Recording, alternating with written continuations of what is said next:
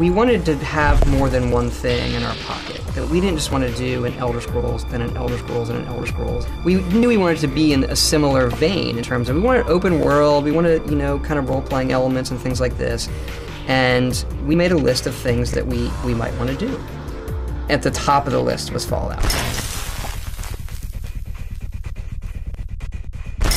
Fallout 1 to me is like the pinnacle of the post-apocalyptic gameplay, and looking at the story and the characters in there were really inspiring. We felt in that world and the systems they have in Fallout 1, coupled with the way we put things together, we sort of became obsessed, like, this is the game, we have to make this game.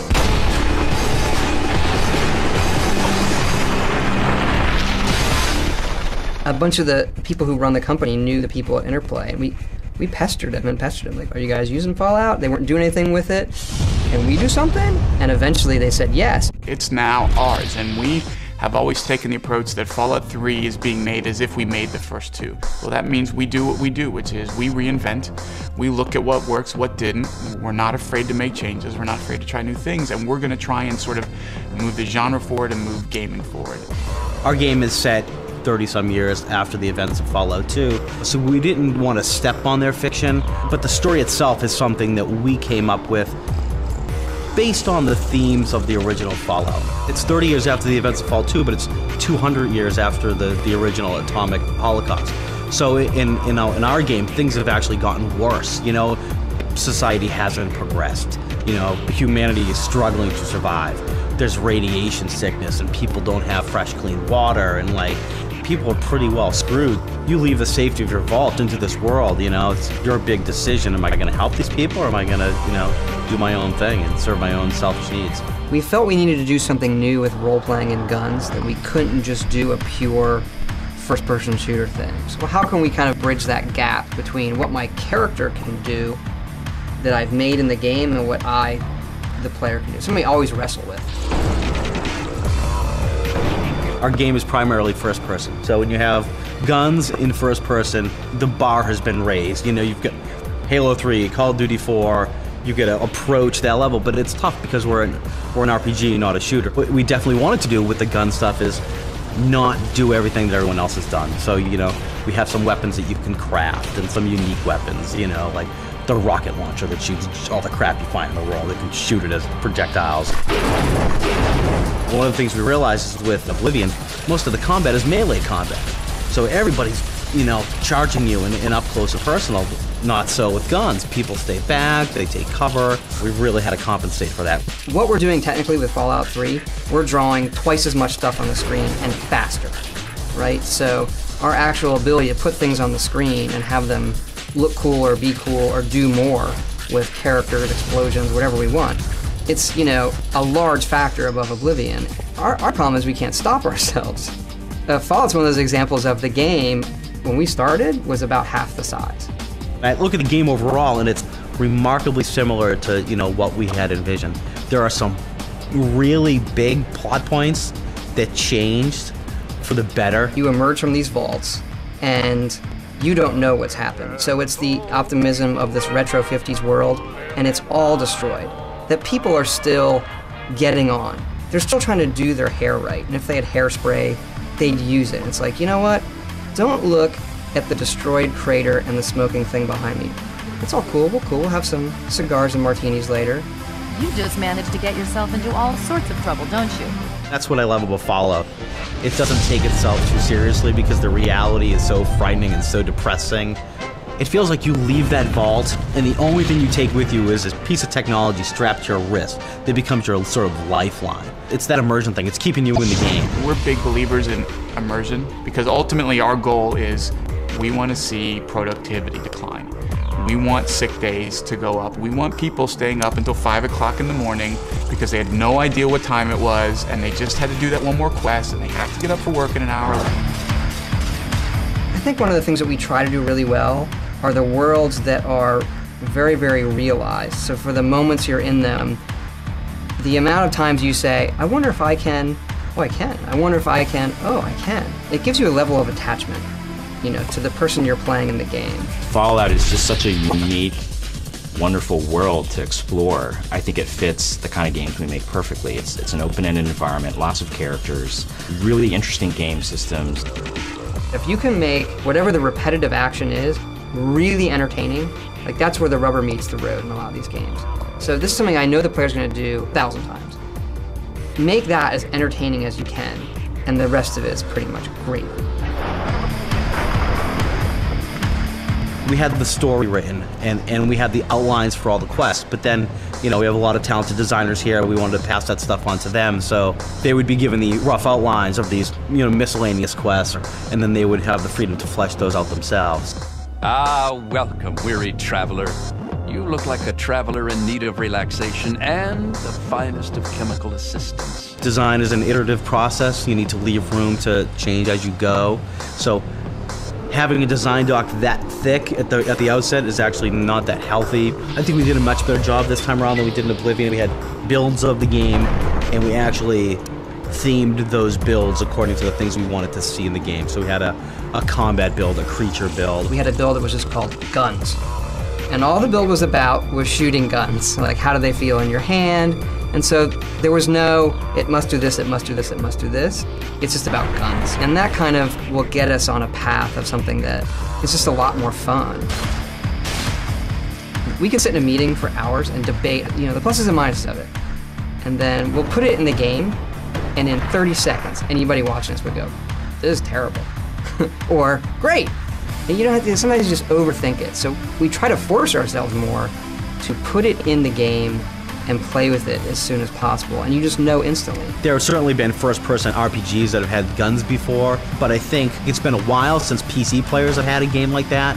On the console side, I think people have been wanting something like that for a long time, you know?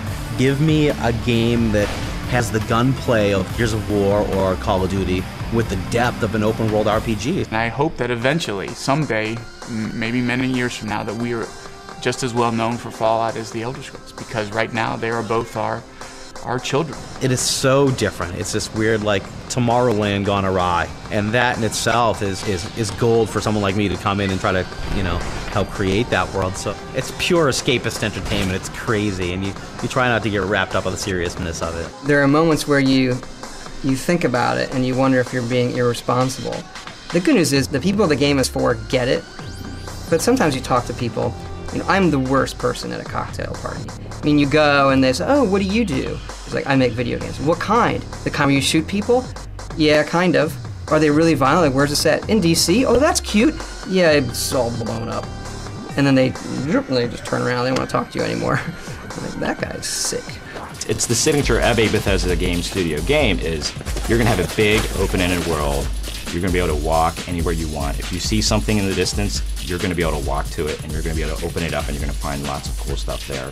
We've gotten better with our animation stuff, is leagues above what it was in Oblivion. Our portrayal of characters as realistic people, I think we've gone above and beyond. It's a big world out there, honey, full of all sorts of people. What about you? What sort of person are you going to be? It's very, very interesting that there's a group of people who have hope for what's left of humanity. It's a very compelling story, and the young hero or heroine has to go through a series of tests, both ethical and moral as well as physical, and I think it's very, very good. Despite the destruction and despite like how depressing some of the scenes may be, they're a pure charm, and some of those are like violence done in ridiculous manner.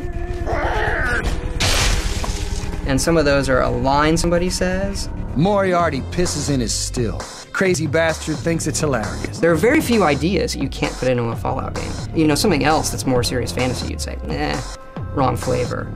But here, you know, you can have a robot that goes around asking for friends and cutting their heads off, or, you know, anything you want to do. Being private and publishing our own stuff lets us take risks that a lot of people can't.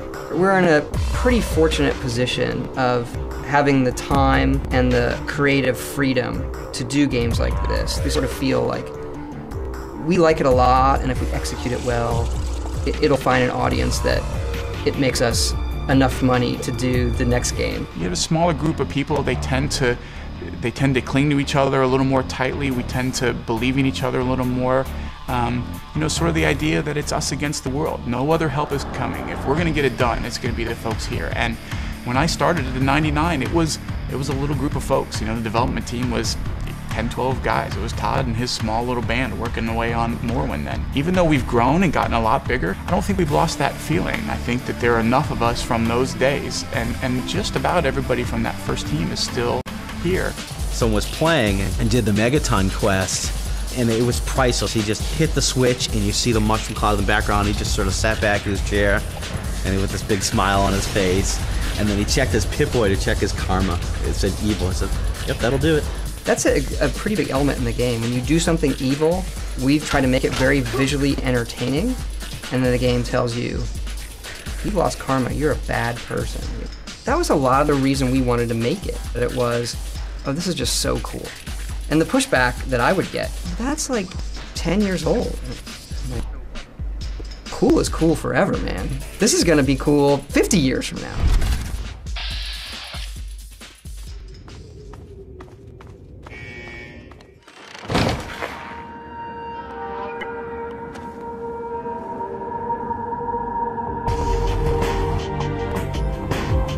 In terms of art design, Fallout 3, we had several goals. One of them was to be true to the original games and to sort of, look at those as inspiration, but at the same time updated to various standards as far as the technology goes, and also just kind of inject a lot more realism and detail that you expect in a primarily first-person game. But as far as the aesthetics go, it definitely was a challenge in terms of creating a huge, destroyed, devastated world that was still pretty, fun to explore, and felt like the DC area.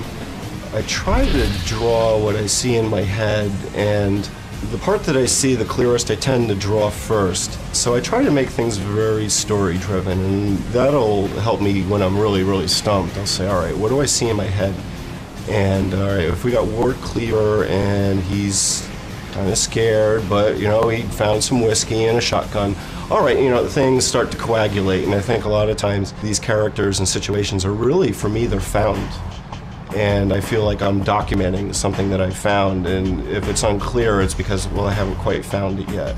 In terms of the art specifically, we were kind of given a lot of liberty to sort of decide how we want to reinterpret the game, because there's really so much you can do.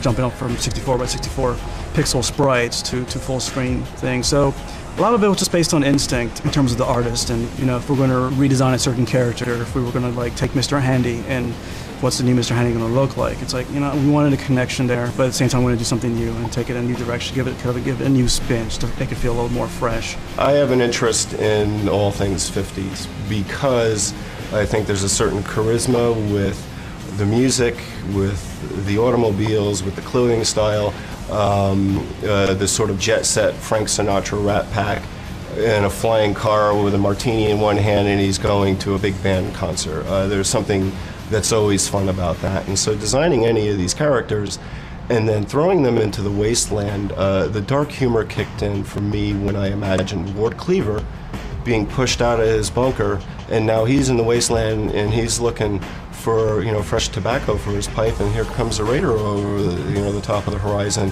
What better kind of thing to draw do you have? I mean, that's a comic book in itself.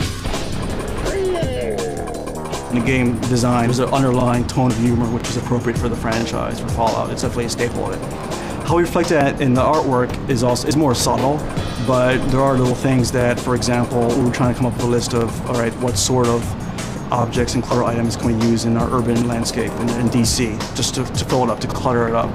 And our concept artist, Adam, came up with, he did a sketch of a coin-operated Fallout shelter. It's just like a little steel tube that if you put 50 cents in, go in, close yourself in, you're in a little one-person Fallout shelter in case the bombs happen to drop when you're out shopping in downtown or something like that. And it's a ridiculous idea, but it's thematically very appropriate for sort of the culture of the time period, the 1950s kind of naivete that we were trying to achieve.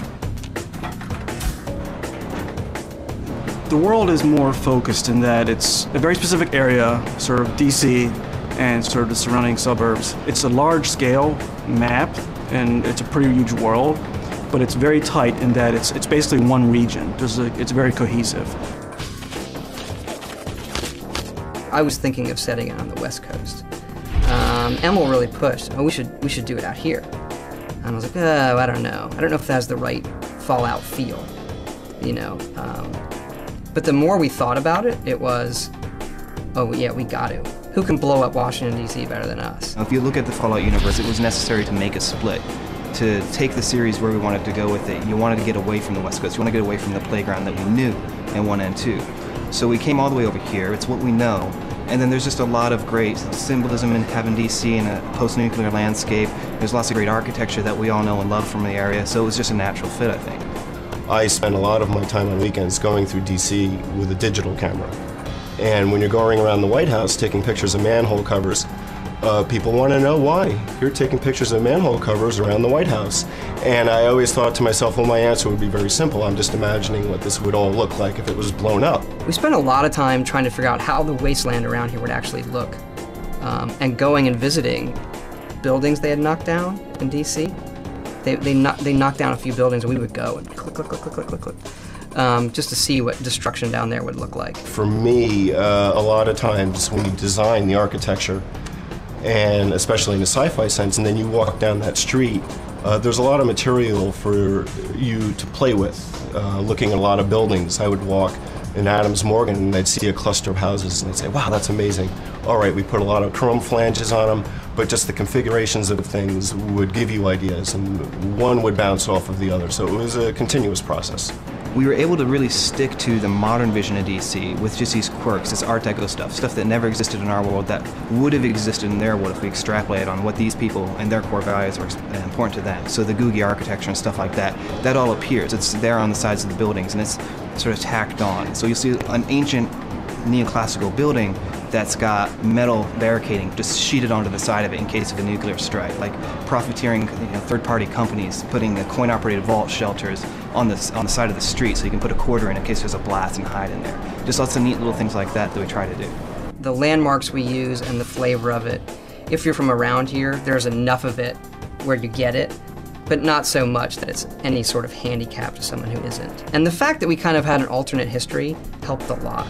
So because the Fallout universe splits around 1950, we could take great liberties with DC. So we have all these books in Washington, D.C. So that the things that were pre the time when we split, we're careful about after that. You know, if a certain thing was built after that, we try actually not to even have it. Or we'll build it in a different way, in a way that we think suits the game better, and our excuse would be, well, in our timeline, they built it different. All the majors are there, right? We've got the Jefferson, plays a big part, the Washington, the Lincoln, the Capitol, the White House.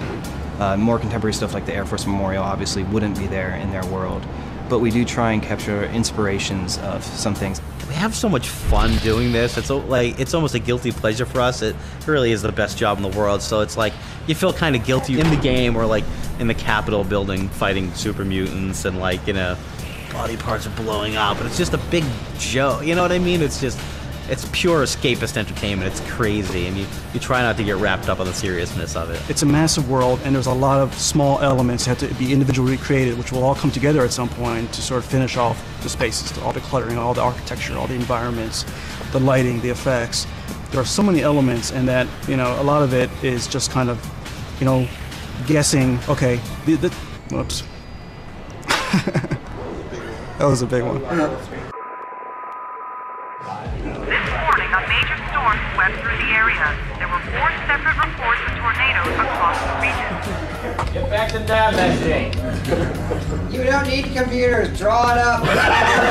Where are you going? Build the triangles and frame rate. We had some electric storms pass through and basically down power lines, trees went down. It was pretty insane. We lost power for a good, I would say about 8 to 10 hours. It happened around 3 o'clock yesterday. It's a little weird because usually, you know, when it rains around here, we do lose power for like a brief 2-3 minutes. So, you know, it was kind of like business as usual, but then the power never came back. At this point, I don't see a lot of changes affecting, like, you know, data side. No one should be waiting on it. And if it's that important, we'll bring it over. We have a big milestone coming up next week. So that meeting actually was all about how do we get the game ready for this milestone? And, you know, there are people who will stay here as late as they need to and to get stuff done. We've had stuff like this happen before. We've put builds on planes and flown people, you know, to save time. It's amazing the things that you'll do to get things done. When the power went out the other day, a bunch of us went over to the, like, well, let's get out of here, the power's out. So we went over to the supermarket, and the power was out there. But they had enough emergency power to run the cash registers. So they're feel free, you can buy whatever you want, but all of the aisles are dark. So I start walking the aisles, and I you know, did you have like a, you know, the Starbucks bottle thing? I need some coffee. So we start wandering the aisles, it's all pitch black, and I'm using my iPhone as like a flashlight, and I said to one of the guys, like, this is how the world ends, man. This is cool. Like, we're in the game. Like, what else should we get? And one guy's like, antibiotics. You know, like, get antibiotics before food. And we're like working it out in the aisle at Safeway. Just the other day. So yeah, sometimes it creeps into your head.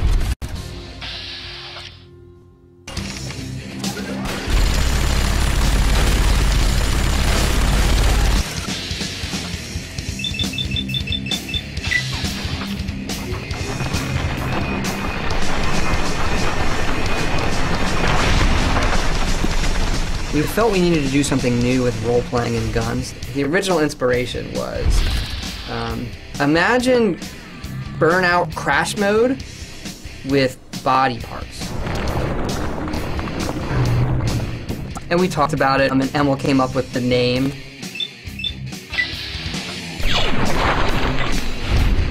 The acronym is sort of an homage to the FEV VATS in Fallout 1. It's, you know, where the super mutants got created from. We were sort of looking for an homage, and that's just sort of fit the Vault-Tec assisted targeting system. Sure, I could shoot a guy in the legs and run a gun, but in VATS, you have a certain amount of action points. So it allows you to actually make a measured, precise shot on the legs, cripple him, so he'll move slower, take out the arms, he'll be less accurate with the gun. The head has a higher chance of critical, so it might blow up, but it's hard to hit. So we're really taking all the stuff from Fallout 1 2 and sort of trying to bring that into a new next-gen type of game. That was one of our goals initially, was we didn't want it to just be a shooter. That the kind of stuff we do, we want to try something that attaches you to your character, that lets you have your character on the screen do something you, the player, can't do. That your character can go in and advance, blow the leg off one guy, the head off another, and the arm off another in some Equilibrium style, pop, pop, pop, that you, unless you were like Call of Duty Ninja Master, you could never do as a player. It's like we want you to feel super powerful in those moments because your character in the world is super powerful, even though you were born with an extra big left thumb or something.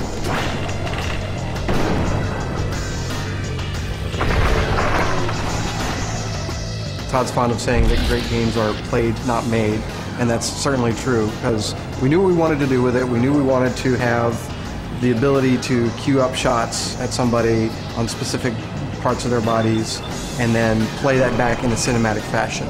And that's what we knew that we wanted to do. We had talked originally about, you know, let's not have it pause the screen. Let's have it, you know, be a sort of slow motion thing. And I was like, how many times have you been playing like a first-person game and been startled by something and just want to break and just want to be able to stop and assess the situation tactically, and pausing the game and allowing you to target the body parts allows you to do that. So I'm really happy with the way that came out. We'll put something in with as many dials, tuning things as we can, and then we'd sit there and tune it week by week to, well, now it's more like this. And then people would say, well, how should I be using it? I don't know. Go use it, and then tell us what you think. And the one thing everybody loved were the playbacks, you know, when people died in fabulous ways, or it showed your character doing something really cool. So we had to separate VATS really into two entities. One was the gameplay part of it, the numbers. What is my character doing when he shoots your arm? What are the numbers? How fast do I get him back? And then there was the playback, which all went to art in terms of being a cinematic joy buzzer. The thing that excites me most is the combat, the violence content especially. It is a fantastic amount of fun to get a shotgun and blow a mutant's head off in slow motion and watch the eyeballs go flying all over the screen. The mandate was to push it really far over the top. We didn't want it to be realistically disturbing. We wanted it to be cartoony. I've done a lot of it. I haven't done it all. Our previous character lead, thankfully, the person who actually scoured websites and found a lot of the photo reference that we wound up having to use. Awful stuff. Don't recommend it. And people were walking by and getting very, very, very, very sick and telling me that I should, you know, put a warning up. And so I did, because I thought it was funny. I'm a big believer that if you can make, in a game like this, where you're killing lots and lots of things, if you can make that repetitive action really entertaining, like that's where the rubber meets the road in a lot of these games. So this is something I know the player's going to do 10,000 times. Make that as entertaining as you can, and the rest of it is pretty much gravy. So we spent a lot of time just on that moment. How does it sound? What is the physics like? What's the camera like? And then adding lots of cameras so it doesn't get repetitive. I think it really adds something that's really fun and entertaining to the game that we haven't really seen before. Our game is primarily first person, so when you have guns in first person, the bar has been raised, but it's tough because we're an RPG, not a shooter. So it's a mixture of, it's not just the player skill, it's your character skill too. The first thing we did was we took a bow and arrow from Oblivion and we made a bow and arrow gun that shot rapid fire arrows, and it didn't quite work right. So we had to build up that whole system from scratch. The hardest part has definitely been how you do gun combat within an RPG, how your stats affect your aim, affect your damage. We've been over that hundreds and hundreds of times, how much the guns spread, how much damage they do, and trying to make you feel like you're getting better as you get more powerful. It's not like Oblivion, you level up automatically because it's an experience point-based game, so that will happen organically as you play the game. You have different weapon skills too, so a small handgun is determined by the small gun skill. So if you jack that skill up, you know, a small handgun will be pretty damn effective. You know, it fires more quickly, you'll get more shots off in fast. It's a constant balancing act for us to find that right balance between, you know, RPG skill and player skill and making the guy take long enough to die but have it feel realistic too. The designers made a lot of decisions about what they wanted to do in terms of the weapons. We had some fantastical sort of weapons that we made that are fun, like we have a weapon that shoots junk. You just random junk you collect around the world, and you just load it up into it, and you can shoot out teddy bears and, you know, and tin cans and typewriters and that sort of thing. But in terms of how to make them work realistically, most of that was just playing the game. We have a lot of numbers, we can adjust the numbers, how fast does this weapon fire, how long does it take to reload it, what sorts of ammo does it take, the animations and all that are all done by the art department, but mostly it's feel in terms of how the weapon works, as opposed to this is exactly how this particular weapon in the real world fires. You want to make it, you know, again, you want to make it fun to play and compelling to play. What we definitely wanted to do with the gun stuff is not do everything that everyone else has done. So, you know, we have some weapons that you can craft and some unique weapons, you know, like the railway rifle that shoots railway spikes, and, you know, so we had a lot of fun with doing that type of stuff. Our lead artist, Esteban, that guy's from Mars, man. He can do anything. And he designed a lot of the guns, the laser rifles. You could build that thing. He knows how it works. It's that part of it that I think maybe people don't see behind the scenes when we concept this stuff, you know. And we know what the knobs do. In the original games, there's actually Pip-Boy, who is the mascot of the device. So the device is Pip-Boy, and there's also a little Pip-Boy guy. It's like your link to survival. It's this device you have that's helping you manage your life. It feels like you leave that vault, and the only thing you take with you is this piece of technology strapped to your wrist that becomes your sort of lifeline. What's really fun is when you just have like your stuff in the Pip-Boy, or you're looking at a stat, and it can be very dry if you just lay them out on paper. This is what strength does, this is what intelligence does, and here's this perk called Animal Friend, and it will make animals not attack you. But when you pull it up in the game, that's your Pip-Boy flips up, it's this retro device, and it says Animal Friend, and it has this stupid picture of Vault Boy with like this giant rabbit, and there's like, you know, like, it's funny. And so it makes the act of looking at your character's stats another thing the player does all the time. They kill things all the time, and they look at their stats all the time. So you make both those things entertaining. We spent forever on the Pip-Boy. Compared to the previous projects that I've done here, which was the Elder Scrolls series, where everything is medieval fantasy and magic and swords and sorcery and things like that. Fallout 3, everything is rusty and metal and broken. So from a sound perspective, it's a lot more fun because there's a lot of Foley work that I can do that I couldn't do before, including machinery.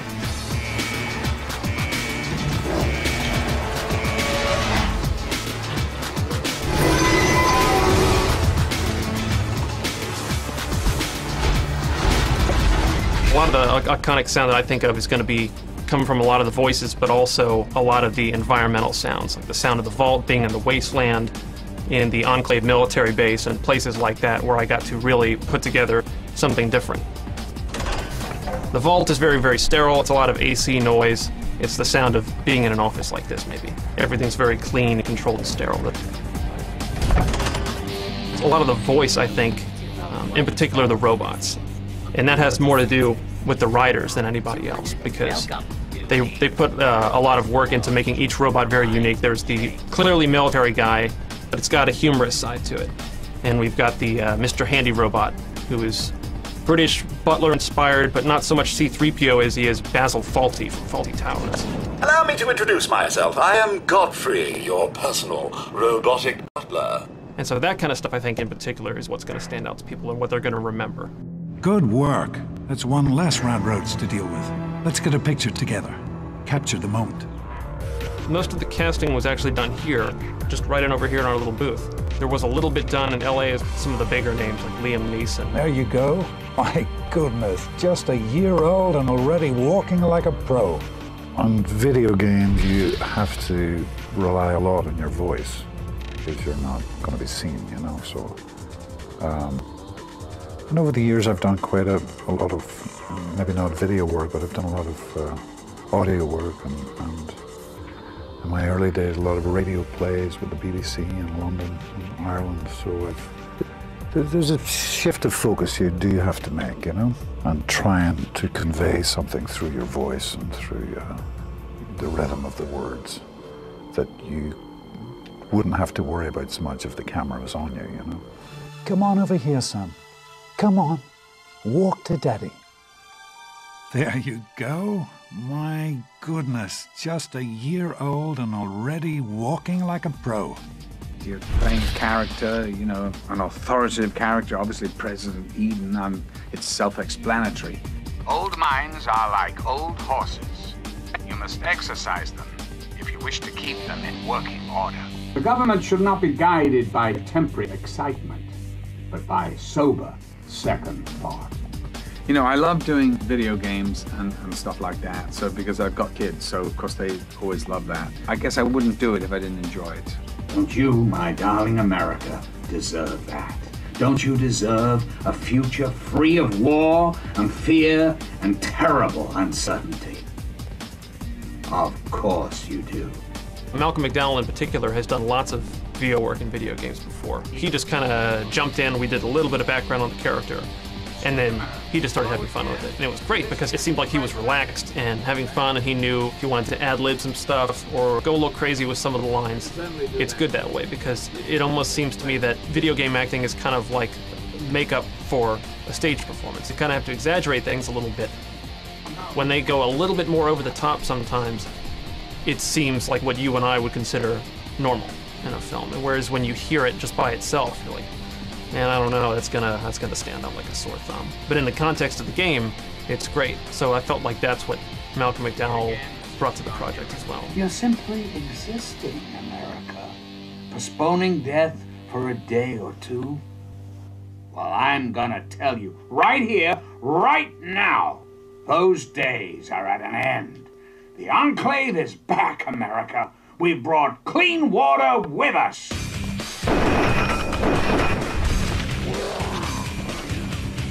We have everything from a BB gun to the plasma rifle. Not to forget the Fat Man, the miniature nuclear bomb launcher.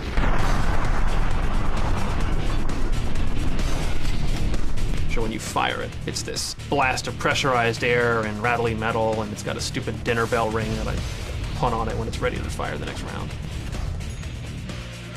energy weapons were much, much harder. Those were the hardest of the bunch. There's not a lot out there in terms of stock recordings to start from or any starting point. A lot of the stock recording stuff sounds really bad. It's easy to make something sound silly. It's really hard to make it sound like this is a really powerful weapon and I'm doing a lot of damage with it, and not just have it be pew, pew, pew, you know, or something like that.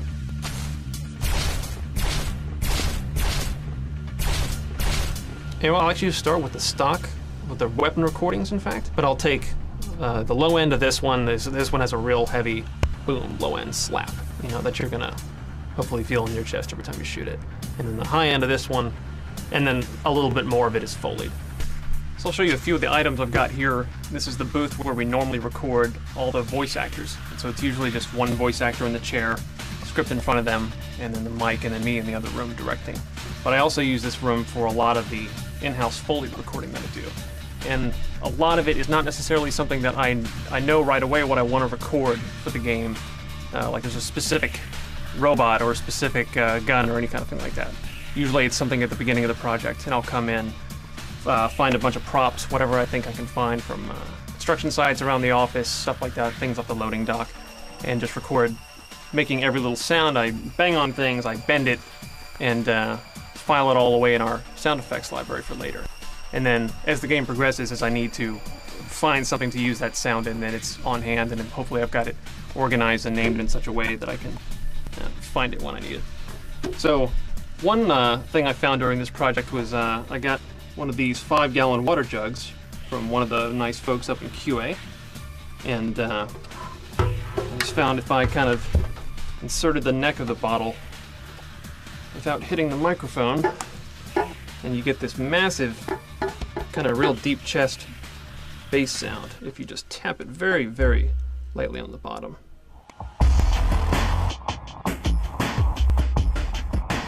So I've got a few of some of the bullet shells that you're going to hear on the game. This is a 30-06, so you might hear some of these with the sniper rifle, whereas we used some of the smaller caliber pistol ammunition, like a 9mm, which was actually used on a 10mm, but don't tell anybody that.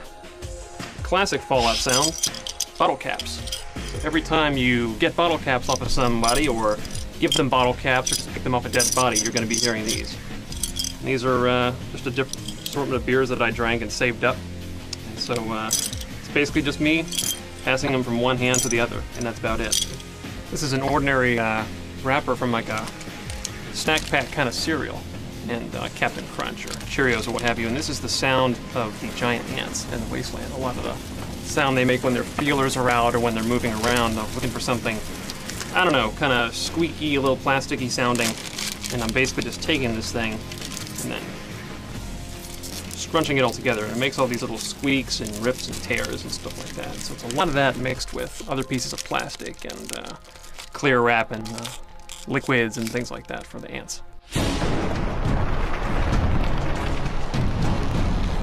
For some of the weapons, a lot of them are me just banging on HVAC ductwork.